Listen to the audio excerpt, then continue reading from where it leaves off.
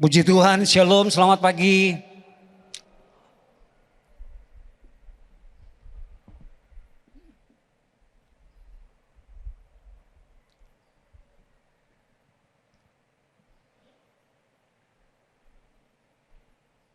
Tentu saya percaya, saya sendiri dan kita semua di pagi hari ini mendambakan apa yang disebut dengan kepastian dalam hidup.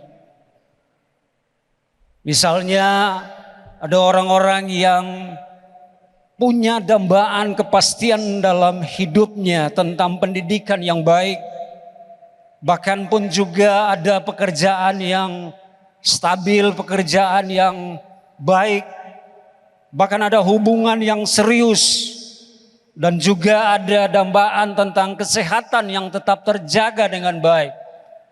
Itu dambaan kita.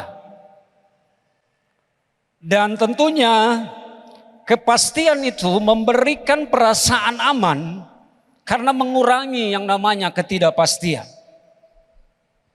Tanpa kepastian, kita dapat merasa cemas, kita dapat merasa takut, bahkan paling rentang stres. Nah, lebih daripada itu, kepastian juga membantu dalam mengambil keputusan.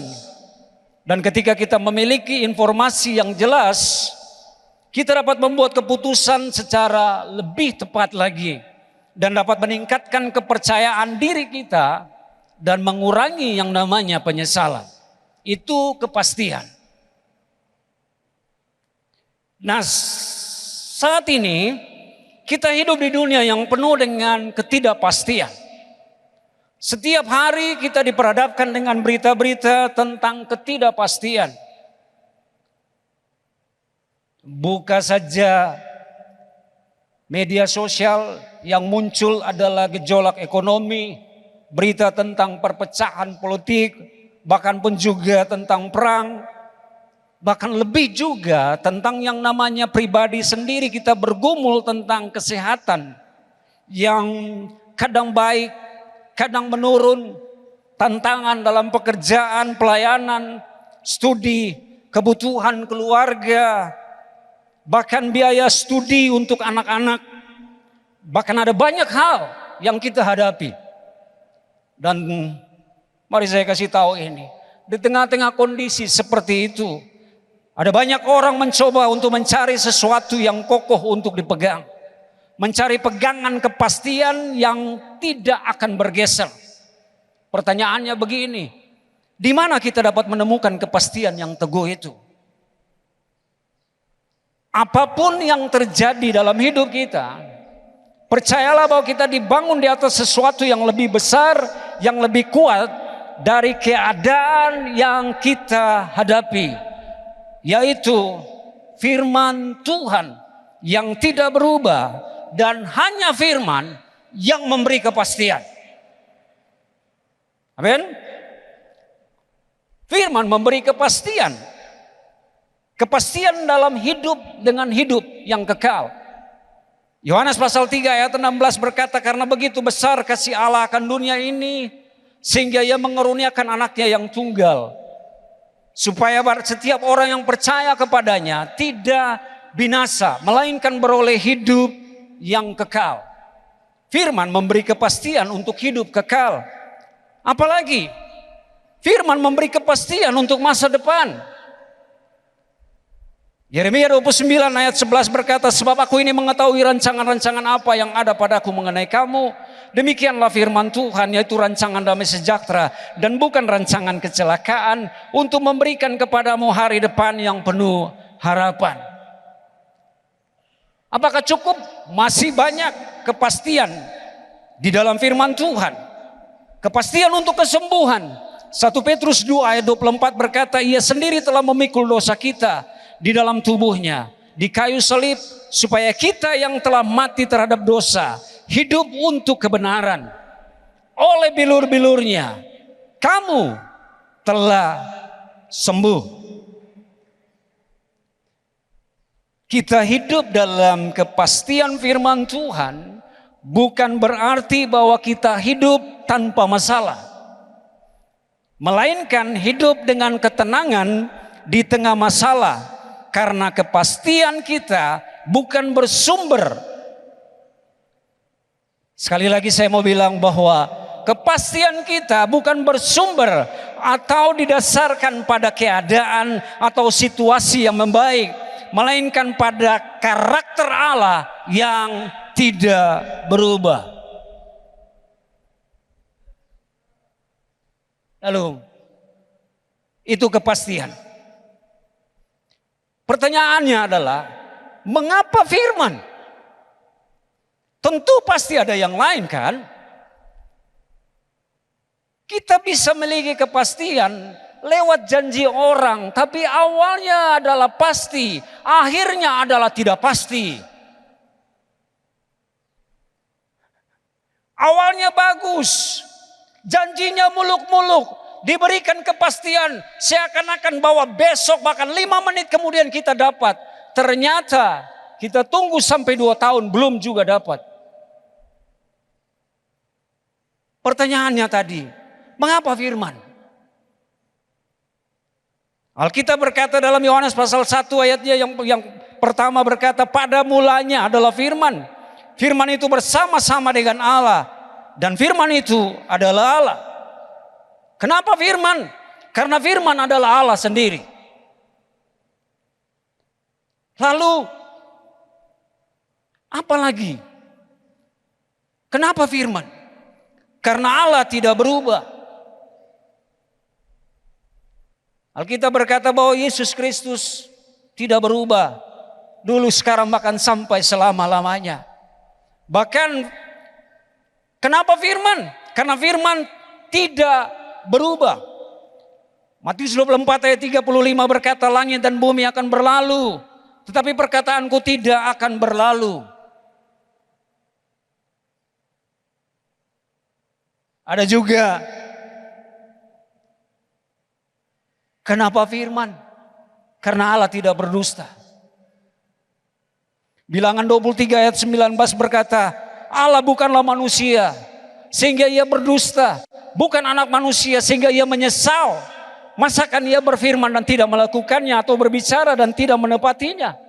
Yesaya 55 ayat 11 pun berkata bahwa demikianlah firmanku yang keluar dari mulutku, ia tidak akan kembali kepadaku dengan sia-sia, tetapi ia akan melaksanakan apa yang kukehendaki dan akan berhasil dalam apa yang kusuruhkan kepadanya.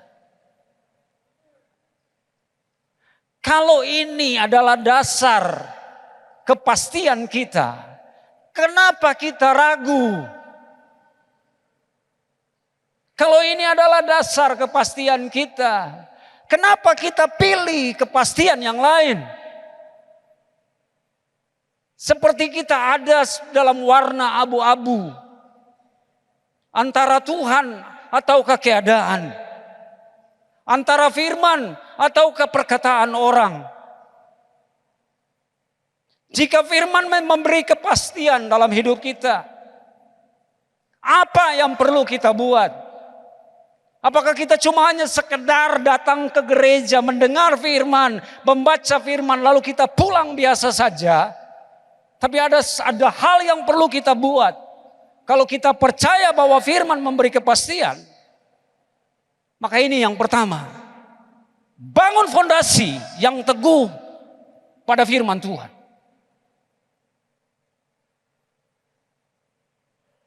Saya ulang, bangun fondasi yang teguh pada firman. Maksudnya apa? Jadikan firman menjadi fondasi yang teguh dalam hidup. Dia menjadi prioritas utama dalam hidup. Bukan cuma sekedar membaca atau mendengar. Mari kita belajar. Ada satu pribadi yang namanya Yosua. Dalam Yosua pasal 1 ayatnya yang pertama berkata, sesudah Musa hamba Tuhan itu mati, berfirmanlah Tuhan kepada Yosua bin Nun abdi Musa itu demikian. Mari saya kasih tahu sedikit tentang Yosua. Yosua dipilih Tuhan untuk menggantikan Musa. Dan selama 40 tahun Yosua mengabdi kepada Musa. Dalam usia yang paling muda, 30 tahun, dia menyerahkan diri untuk menjadi namanya abdi Musa. Ingat, selama 40 tahun Yosua bersama-sama dengan Musa. Berarti begini maksudnya, selama masa itu Yosua lebih banyak mendengar Tuhan berbicara melalui perantaraan Musa. 40 tahun Yosua bersama dengan Musa. Dan selama masa itu Yosua dengar terus apa kata Tuhan terhadap Musa untuk disampaikan kepada umatnya. Tapi setelah kematian Musa, kali ini berbeda. Di usia 70 tahun Tuhan datang berbicara secara langsung kepada Yosua. Sebelum Yosua melakukan tugasnya untuk memimpin bangsa Israel menuju tanah perjanjian. Lihat waktu yang cukup panjang ini. Tuhan datang memberikan kepastian bahwa Yosua yang akan memimpin bangsa itu. Dan ini menjadi dasar bagi Yosua untuk melakukan tugasnya. Karena dia percaya begini, yang berbicara ini adalah Tuhan. Dia kenal Tuhannya. Dia tidak salah mengenal.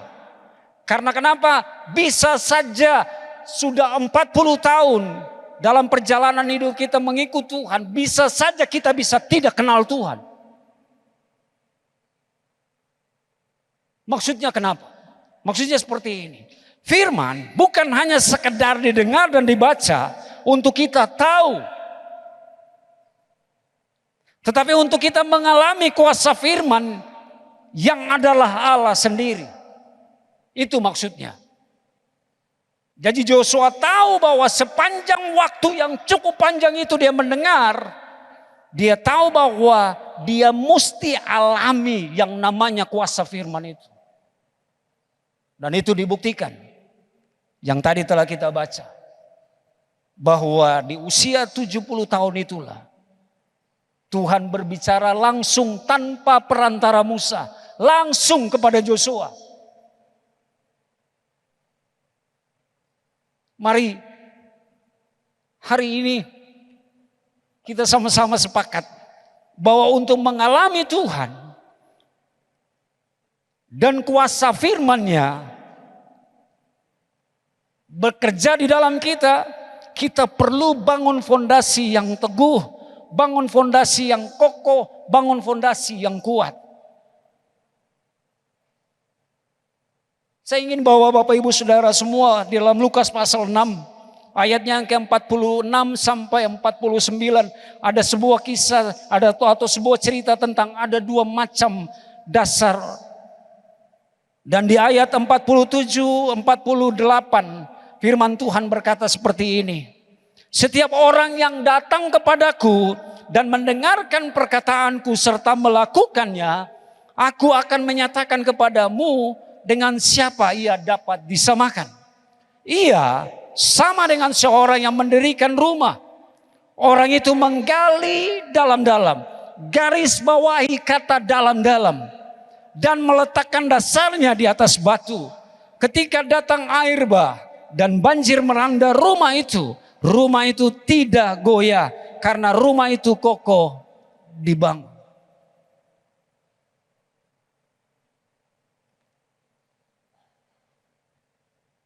Perhatikan sebentar, saya ingin untuk menyampaikan ini.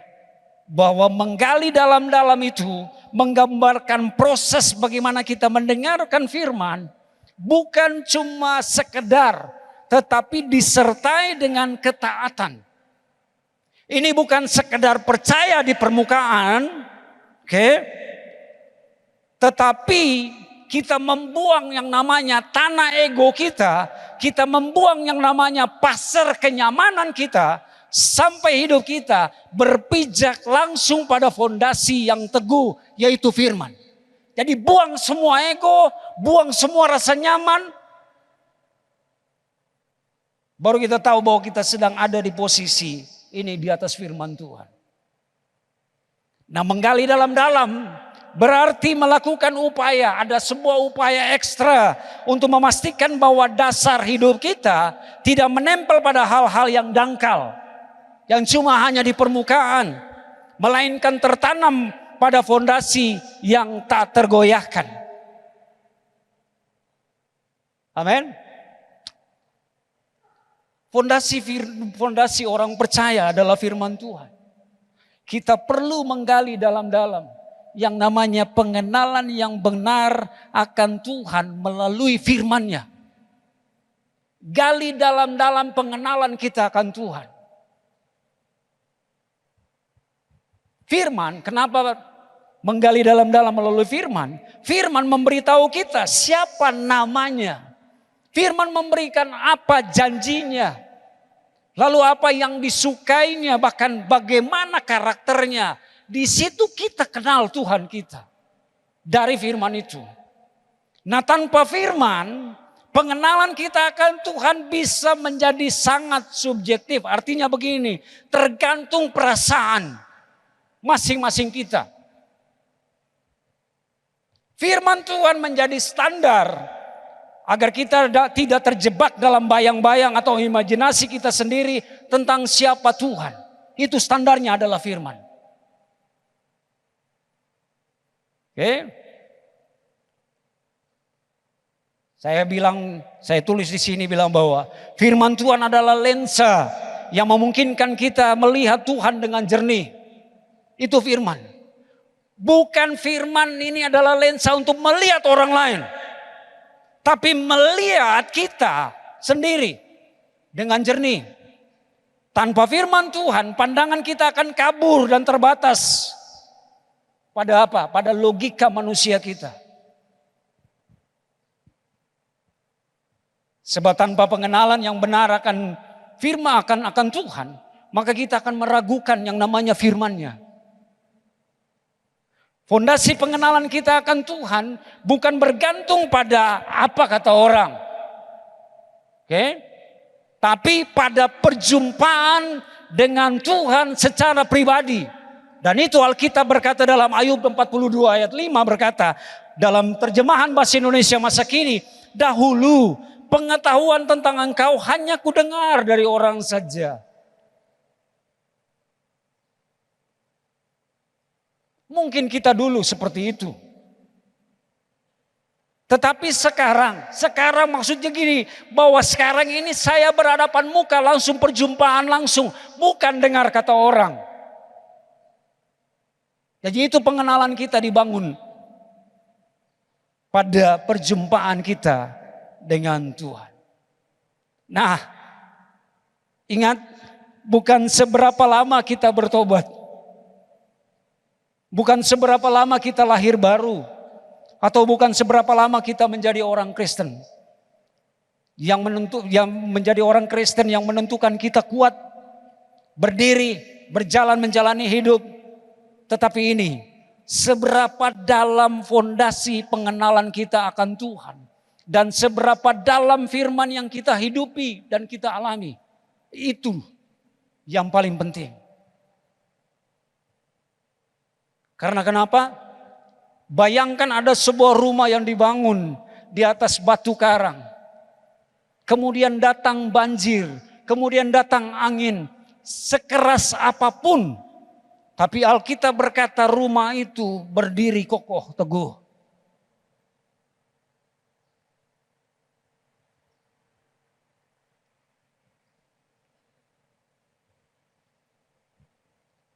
Hal yang kedua,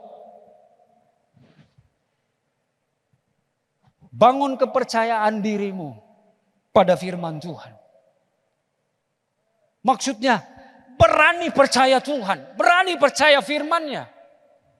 Jangan ragukan firman.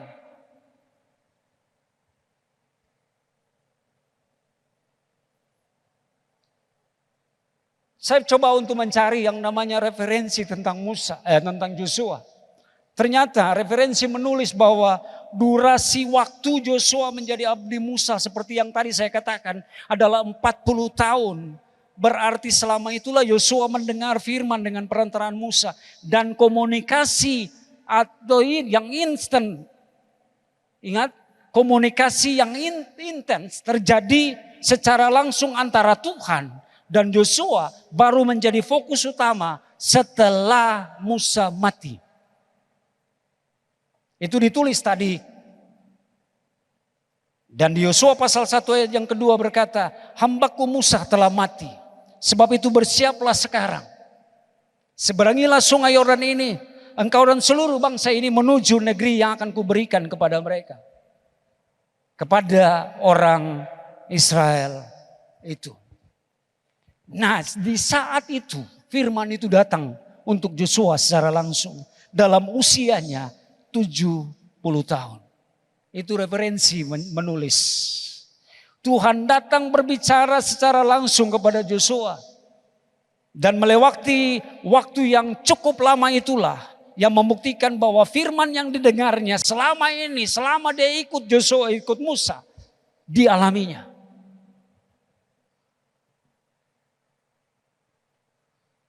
Berapa lama kita mendengar firman? Berapa lama kita membaca firman? Karena waktulah yang akan membuktikan kita mengalami firman yang kita dengar setiap saat.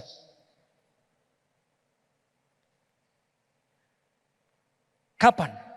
Saat melalui proses, saat melalui peristiwa-peristiwa dalam hidup. Saat itulah waktu yang membuktikan bahwa kita hidup di dalam firman, kita alami firman ataukah tidak. Yosua, dia disuruh Tuhan untuk harus seberangi sungai Yordan. Itu perintah Tuhan yang didengarnya. Dikatakan bahwa bersiaplah sekarang, seberangilah sungai Yordan. Saya kasih sedikit tentang sungai Yordan. Sungai Yordan adalah sungai yang panjangnya mencapai 251 sampai 360 kilometer. Sekalipun panjang sungai ini, namun atas perintah Tuhan, bukan untuk disuruh Tuhan, bukan untuk menatap sungai Yordan, bukan untuk melihat sungai Yordan, bahkan bukan untuk berdiri di tepi sungai Yordan, tidak. Tetapi Alkitab berkata seberangi sungai itu.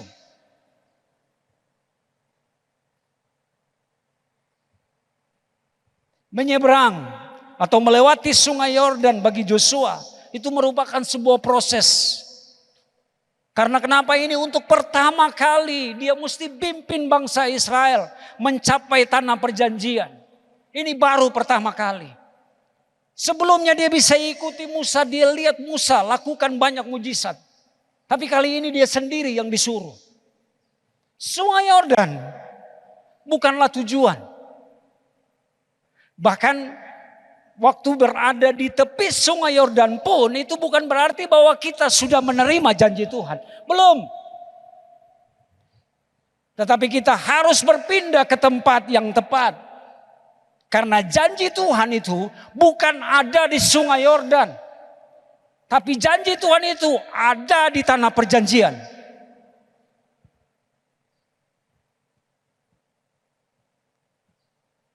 Proses bukanlah tantangan atau hambatan,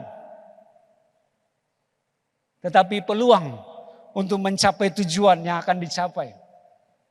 Proses bukanlah tantangan atau hambatan, tetapi peluang untuk mencapai hasil yang lebih baik.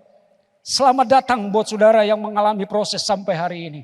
Karena ada peluang yang baik, karena ada peluang yang akan dicapai. Karena ada hasil yang baik yang akan Bapak Ibu Saudara semuanya terima dari proses yang saudara alami.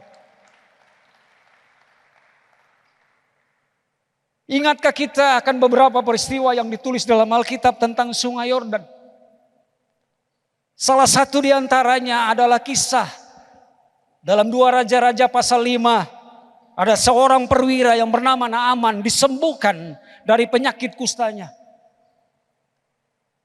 Dia disuruh oleh Nabi untuk harus mandi di sungai Yordan itu selama 7 kali. Keraguan, ada keraguan. Tapi untuk mencapai tujuan dia, semuanya ditinggalkan. Demi untuk mencapai tujuan sembuh. Sungai Yordan punya arti mengalir turun atau mengalir ke bawah. Hari ini apa sungai Yordan yang sedang kita alami? Apa sungai Yordan yang sedang kita hadapi? Apapun peristiwa-peristiwa yang tersulit yang sedang kita alami, jika itu merupakan tempat yang diizinkan Tuhan untuk kita mengalami pemulihan, jika itu tempat yang diizinkan untuk kita untuk mengalami yang namanya kesembuhan, yang namanya pembentukan Tuhan, jika itu adalah tempat untuk kita mengalami perjumpaan dengan Tuhan, jika itu tempat di mana kita mengenal Tuhan, tempat di mana kita mendapatkan kepastian, di mana tempat kita bertobat dan diubahkan, jangan berhenti. Proses memang berjalan terus. Sebab firman memberi kepastian bahwa di balik semua yang kita alami itu ada tujuan yang pasti. Sehingga dari hidup kita yang mengalami perubahan, yang mengalami pemulihan, yang mengalami pertobatan, yang mengalami kesembuhan, itulah yang akan kita alirkan bagi orang lain dan menjadi dampak bagi orang lain. Itu maksudnya.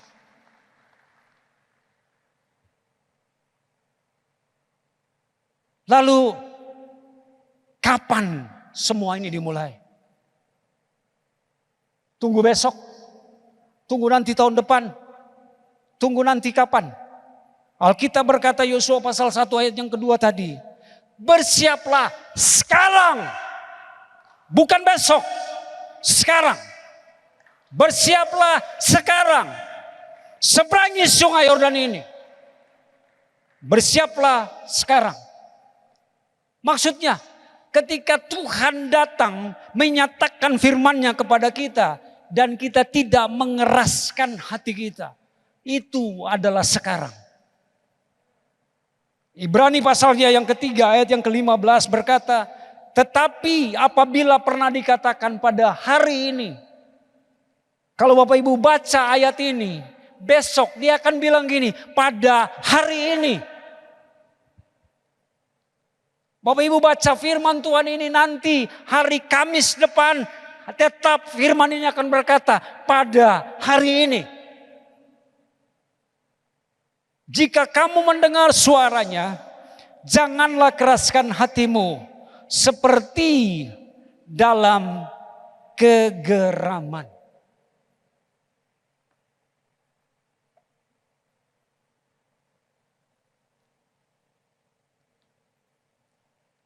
Kekerasan hati bukan tentang kita memberontak terhadap Tuhan saja. Lalu kita dibilang bahwa kita keras hati. Tapi ini, kekerasan hati bukan saja memberontak terhadap Tuhan. Tetapi arti sederhana dari kekerasan hati adalah lebih mudah percaya dengan alam natural daripada alam supranatural. Sekali lagi, kekerasan hati bukan saja memberontak terhadap Tuhan. Baru dibilang bahwa kita ini adalah keras hati.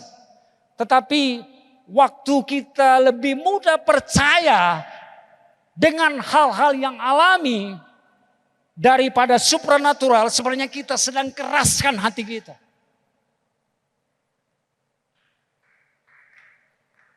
Halo?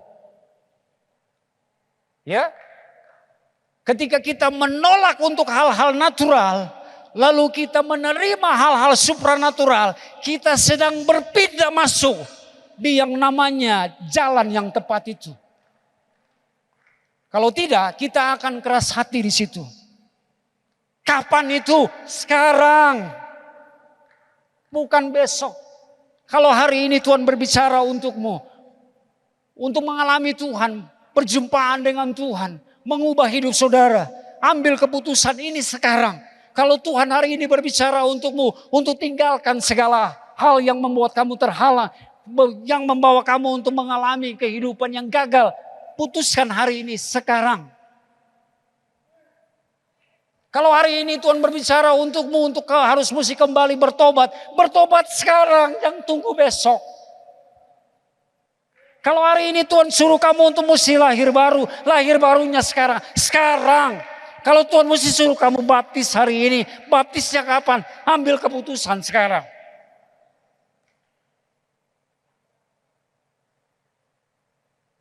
Mari saya kasih tahu ini. Salah satu tantangan orang percaya masa kini adalah bagaimana tetap mempercayai firman Tuhan sebagai kebenaran yang sejati dan mutlak. Apalagi saat menghadapi situasi yang sulit dan mengalami penderitaan yang menyusahkan hati. Atau proses berkepanjangan yang tidak tahu kapan akan berakhir. Pada saat seperti itulah orang percaya mulai meragukan firman Tuhan. Padahal proses bukanlah tanda bahwa Tuhan tidak bekerja. Proses bukanlah tanda bahwa Tuhan tidak bekerja. Melainkan proses adalah bukti bahwa Tuhan sedang mengerjakan sesuatu yang lebih baik di balik layar kehidupan kita. Itu maksudnya. Dia tidak diam, dia bekerja di balik layar kehidupan kita. Yosua pasal 1 ayat yang ke-9 dalam terjemahan bahasa Indonesia masa kini berkata, ingat.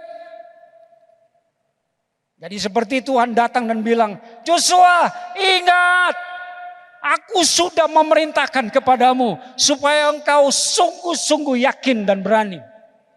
Janganlah engkau takut atau kurang bersemangat, sebab aku Tuhan Allahmu mendampingi engkau kemana saja engkau pergi. Di sini Tuhan datang mengingatkan Yosua untuk tetap yakin dan berani percaya pada firman. Nah, untuk mempercayai firman, kita butuh yang namanya keberanian. Lalu, untuk percaya firman kita butuh yang namanya keberanian. Begitu Tuhan ngomong mau percaya, jadi kesenge. Apa jadi atau tidak ya? Bagaimana mungkin? Nanti. Kita butuh yang namanya keberanian. Karena seringkali Tuhan meminta kita untuk melangkah sebelumnya jalan terlihat jelas. Jadi jalannya belum terlihat, dia suruh kita melangkah. Lalu antara kita percaya ataukah kita akan bilang, bisa enggak? Membutuhkan yang namanya keberanian. Untuk berani melangkah dan percaya pada firman. Dan keberanian itu muncul bukan karena hilangnya rasa takut. Bukan karena hilangnya rasa takut. Melainkan karena tumbuhnya keyakinan pada sumber firman yang memberi kepastian. Itu maksudnya bahwa keberanian itu muncul saat kita percaya begini bahwa firman itu satu-satunya. Amin. Kenapa rasa takut? Ada apa? Karena rasa takut selalu mengetuk pintu hati kita dengan mengatakan untuk hidup dengan prinsip bagaimana jika doaku tidak terjawab? Mana mungkin, bagaimana kalau anak saya tidak lulus? Bagaimana mungkin kalau proyek ini tidak jalan? Bagaimana mungkin kalau usaha kita bangkrut? Itu rasa takut. Rasa takut mengetuk pintu hati kita dengan mengatakan seperti itu dengan prinsipnya. Bagaimana kalau kontrak dibatalkan? Bagaimana kalau pekerjaan saya mesti dikeluarkan dari pekerjaan? Bagaimana mungkin kalau penyakit ini tetap terus menggerogoti tubuh saya? Bagaimana jika kalau saya tidak berhasil dalam ujian? Itu ketakutan. Namun firman tidak mengatakan demikian. Firman mengatakan bahwa dia memberi kepastian. Orang benar, dengan prinsip orang benar akan hidup oleh iman. Sekali lagi. Amin. Firman memberikan kepastian dan mengatakan begini, bahwa hidup kita adalah karena iman. Itu prinsipnya. Orang benar hidup oleh iman. Kita tidak hidup dengan prinsip yang namanya keraguan tadi. Tapi kita hidup oleh karena iman kita. Sekalipun tidak, tapi saya percaya akan tiba waktunya saya akan ada di situ. Sekalipun dokter boleh berkata kesehatanmu terganggu sekian lama, tapi waktu Tuhan bilang kamu hidup oleh iman, sekalipun saya tetap masih percaya. Kenapa? Karena Ibrani dalam Roma pasal 1 ayat 17 berkata, sebab di dalamnya nyata kebenaran Allah yang bertolak dari iman dan memimpin kepada iman. Seperti ada tertulis, orang benar akan hidup oleh iman. Amin. Iman dibangun dari firman Allah, bukan dari yang lain. Roma 10 ayat 17 berkata, jadi iman timbul dari pendengaran dan pendengaran oleh firman Kristus. Iman dibangun berdasarkan fakta-fakta kebenaran yang didengar, yang direnungkan setiap saat. Tetapi ketakutan itu dibangun berdasarkan fakta-fakta keadaan yang dilihat setiap saat. Setiap saat. Maksudnya begini, semakin banyak kita mendengar kabar baik,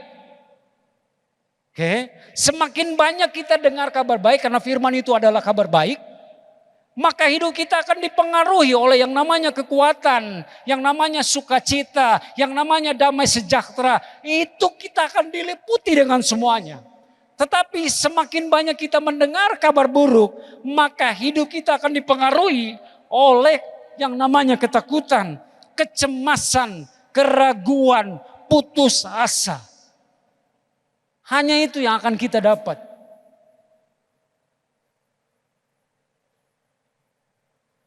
Amin.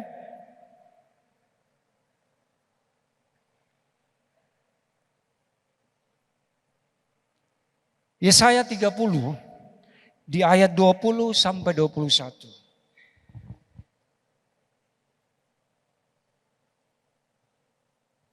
Iya. Saya minta seorang volunteer.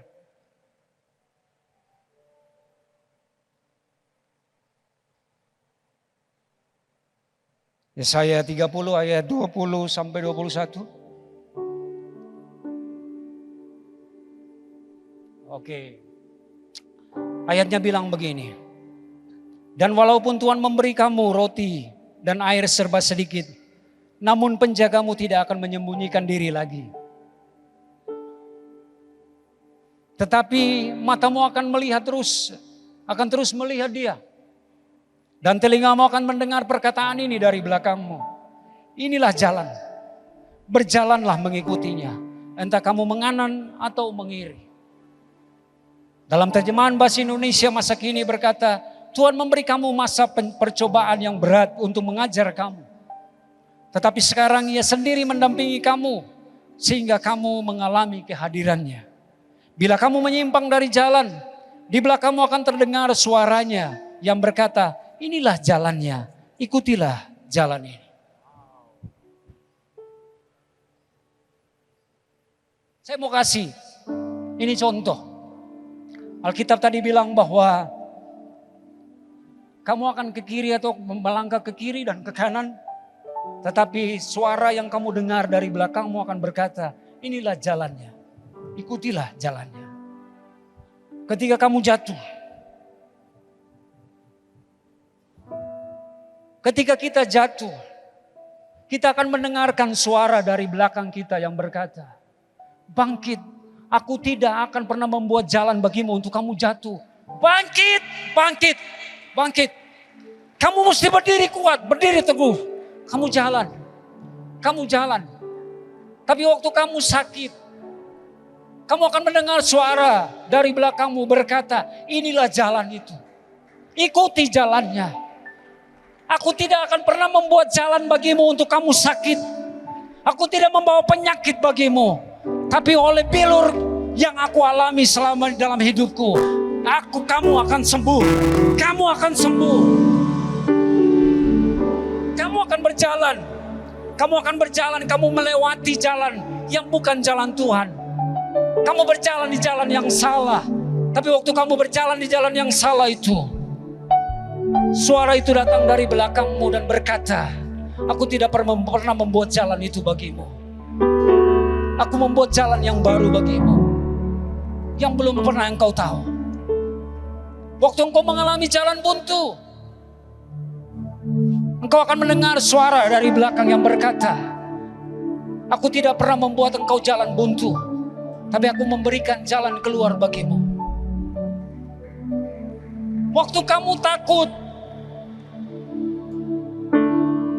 kamu akan mendengar suara dari belakang yang berkata, aku tidak pernah membuat kamu takut. Jalanku bukan jalan ketakutan, tapi jalan keberanian untuk percaya firman. Aku tidak membuat jalan ketakutan bagimu, karena aku berkata kepadamu, janganlah bimbang, janganlah takut. Aku ini Allahmu. Aku yang membawa kemenangan kepadamu. Kamu akan berjalan di jalan itu. Kamu akan berjalan di jalan itu. Kamu akan semakin kuat. Kamu akan semakin kuat. Tapi waktu kamu jauh,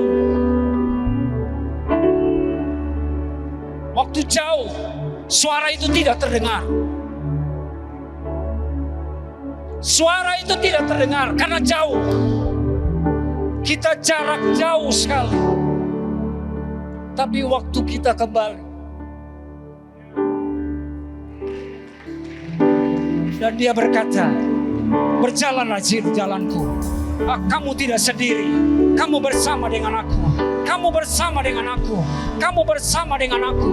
Waktu kamu sakit, dia datang. Dia berkata kepadamu, jangan takut. Penyakitmu, Tuhan memberi kesembuhan. Tuhan Yesus memberkati.